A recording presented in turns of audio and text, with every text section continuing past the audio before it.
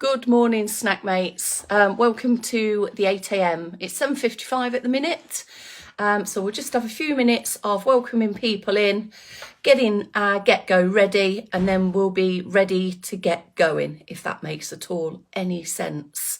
So today it's brand new week, Monday, the 20th of June.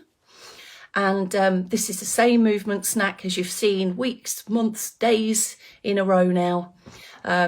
But we like to give it you fresh every single morning. So that's 365 days of a year coming right at you. Bank holidays, Christmases, Easters, anything like that. The movement snack is still part of our daily doings. So I hope it's good for you. And if it's not good for you at 8 o'clock, then it might be good for you a bit later on in the day on catch up. Right, the lives are just going to start coming in now, I see. So we've got Mrs. Perry's in, Kathy Speed's in. So we've got Wales and England, Essex way, aren't you, Kathy? Dufferin near Port Talbot for you, Chris. And Leicester. You've got Fleckney, Leicester in with you today. Dawn's just arrived, morning. You've been putting some nice pictures of flowers all over Facebook, haven't you? They look beautiful. Are they all actually from your garden? I wouldn't be surprised if there were. Red Rita's here. Sunny in Bremen today. Yeah, it's a beautiful start here as well today. And yeah, all is good. The sun has got his hat on. Thanks, Dawn. I won't burst fully into song. I need to warm up first. Carol Kent's just arrived as well. Afternoon, no, good morning to you up there in Gateshead. Heavy rain last night in Essex. Did I say Sussex? I can't remember. I did mean Essex if I didn't say Essex. But they're very similar, aren't they? So as long as you're not travelling there in the wrong direction, I guess it's not too much of a fatal error to say the wrong place. Yeah? Gillian with a G is in from Port Talbot. And we've got 12 on the counter. Thanks for joining me, taking a little bit of time out of your daily day, just to spend a bit of time on you. You are quite important, aren't you? You're in control of all of those. Does it look like my hair's gone, George? It is there, look. There we go. I've just lick and stick. Done the lick and stick, but not with spit, of course. Just a bit of water. Because I get fluffy bits, don't I? I get a halo of fluff. But maybe because the sun's quite bright, it's making me look like I've got a bold hairdo. Right, let's have a look. Margaret Wood, good morning. Gillian with a J, good morning. Nice and sunny in Port Talbot, it is. Carol Elliott's just arrived as well. Morning to you. And everyone's just going to start saying, hi, Jill. Hi, Chris. Hi, Jill. Hi, Chris. Here's another Chris, Christine Rowland. Morning to you and Lynn down in Penzance. Right, is it about time? Where's George, my counter? My timekeeper, my clock watcher, or a watch clocker. Either or. Shall we? It might be about a bit of a few. Here's George now, look. Never late. Always great though. Bright sunshine in Cruden Bay to report. So now that you're here, George, I'm going to say, is it time? I've got a feeling it might be because it's very rare that you're late, isn't it? So here we go. Thank you. 3, 2, 1. Good morning and welcome. You're with me, Kelsey Leverton from Later Life Training.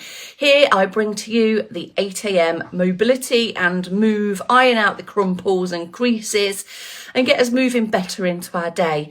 And talking about days, today is Monday, the 20th of June, 2022.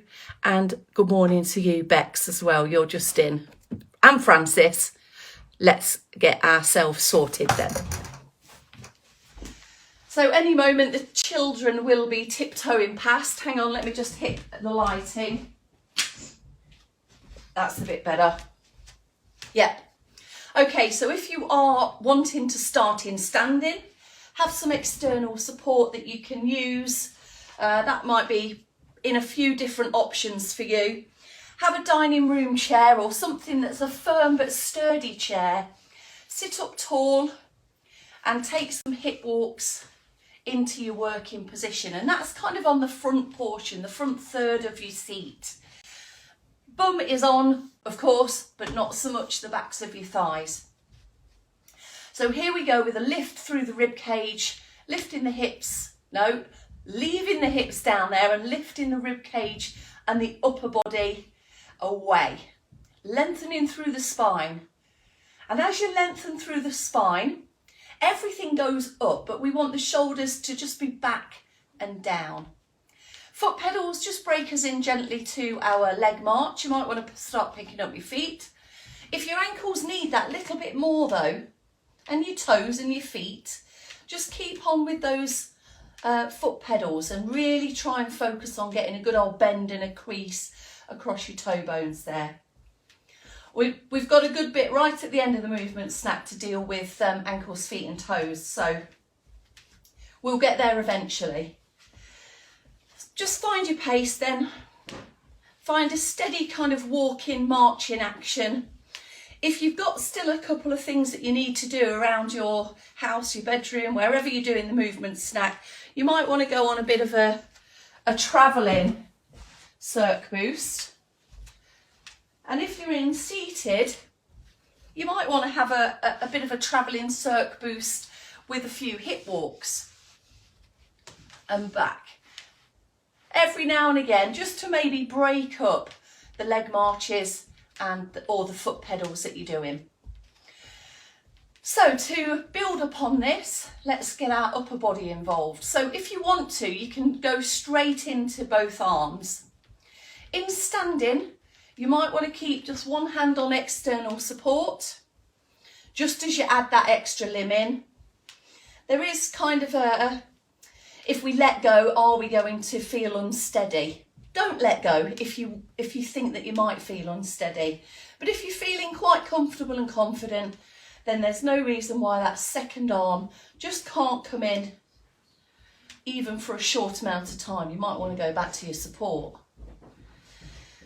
Either way, try and get an even bit of activity for both of your arms. We're moving through and from the shoulders and just driving the elbows back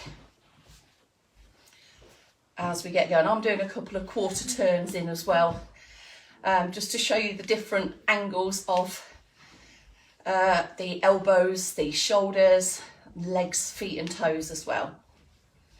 All right, so you should be warming up now, feeling a bit of a change in temperature. I'm going to do my last little bit sat down.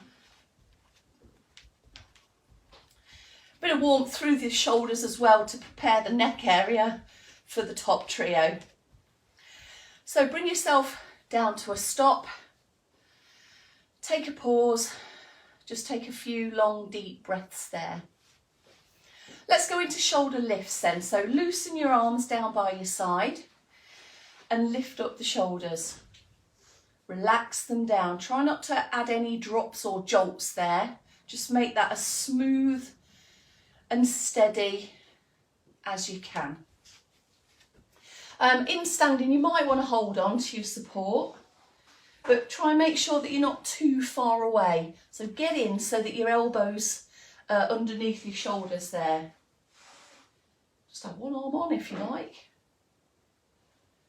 Relaxing down. A big movement, the biggest it can be for you. Just do your last one there. I'm opening the window a bit. The circ boost clearly has worked. And let's shoulder roll, up, round, back and down. Now this really exaggerates what our shoulders are capable of. Use a smooth movement. Ignore those clicks and clunks. And have your feet just a comfortable distance apart to enable you to feel steady. All right, now next thing up is our head turns, or are our head turns. I could eat one of them actually, Bex. Shoulder roll, not a bacon roll. Right, so lift up tall, collarbones facing forwards, head turn.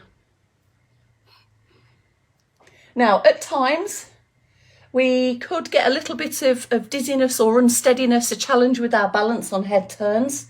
So just be aware of that. Move smoothly and slowly. Going right to the end of the range with the look to the side that you're doing. Shoulders are where we left them. Back and down. Have a little extra pause in the middle if you feel you need one. Well, 4 or 5 to each side, which is just enough to loosen stuff up, but it's not too many as to kind of overload and be too repetitive. All right, you might be just finishing off 1 or 2 more. So here's your next move, literally your next move. Get it? Sorry about that. Lift up tall, put the shoulders back and down where we want them, lengthen through the neck and try and keep your chin level. So as you do the chin tuck, we're not dipping and looking down or looking upwards, straight ahead. So guide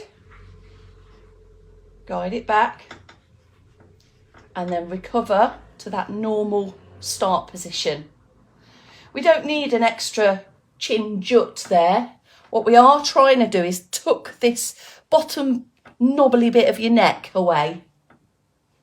The bit that's just on the very top of your shoulder area. Have a feel if you can, just to get a bit more of an understanding of what's occurring around there. It's quite a small movement, but it should feel like you're lifting and placing your head back onto its stand. There we go. Second round of circulation booster, here we go. Feet out that little bit wider, both hands clasped together in seated or standing, or if you do need your external support back, and let your shoulder open up to the side, just so that you're moving your trunk a little bit. To prevent any dizziness or giddiness, try and keep your eyes focused forwards, just so that you're not whipping your head round from side to side either.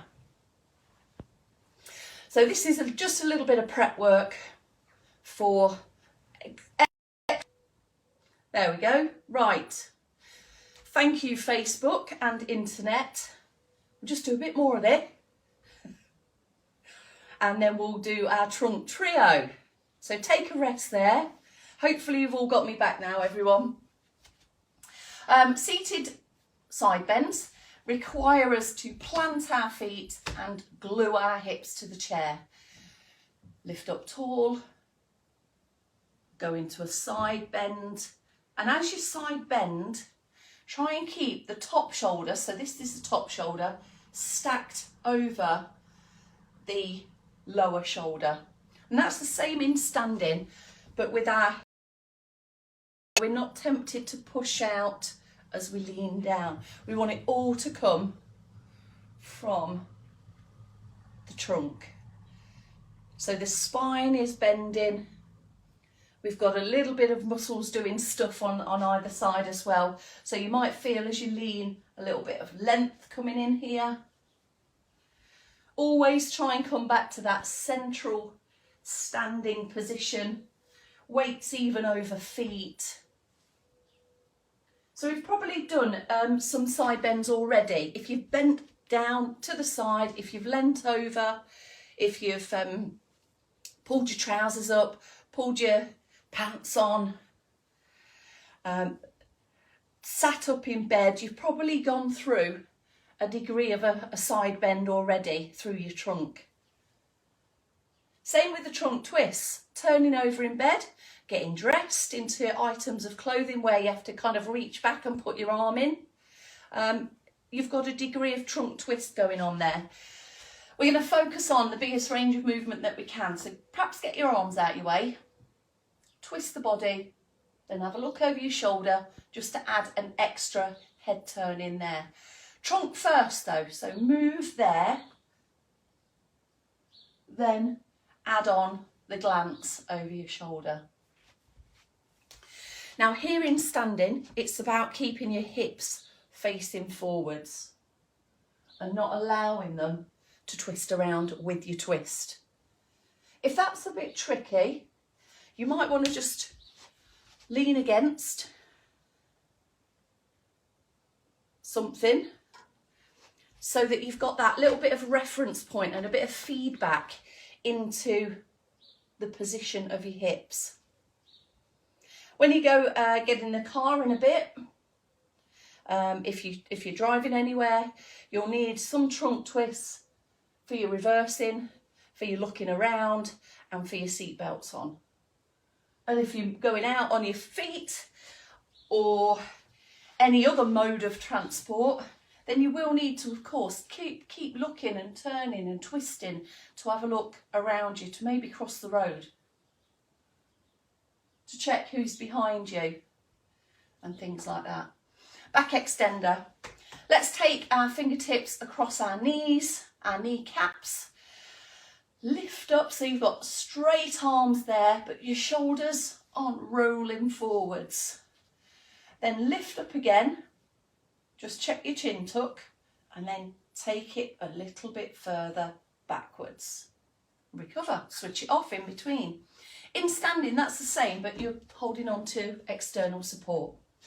So lift up through the trunk, chin tucks in place, go that little bit further beyond your best upright posture. Notice the knees and your hips. Try not to, I know there's a lot to think about, just small things to think about, but often when we lift up, we lock out and then we lean back and we push the hips forwards. We just want the rib cage to lift, and the bend is coming from around this mid-back area.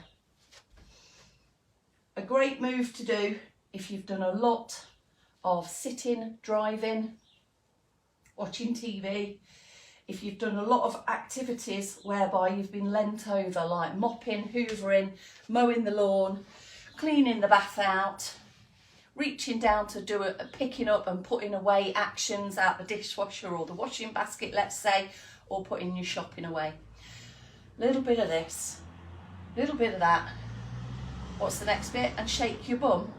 You can do that if you like as well. Right, last round of Cirque Boost. Get a few foot pedals in. Just take an extra pause on a slow motion foot pedal. You might want to do a few toe taps as well, just to bring ankles in. Leave your feet down. You might want to lift and splay your toes. Just do right side, then left side. Have a look down. We tend to be able to see and move our feet a little bit better with socks on in the morning, but of course it depends what you're comfortable in.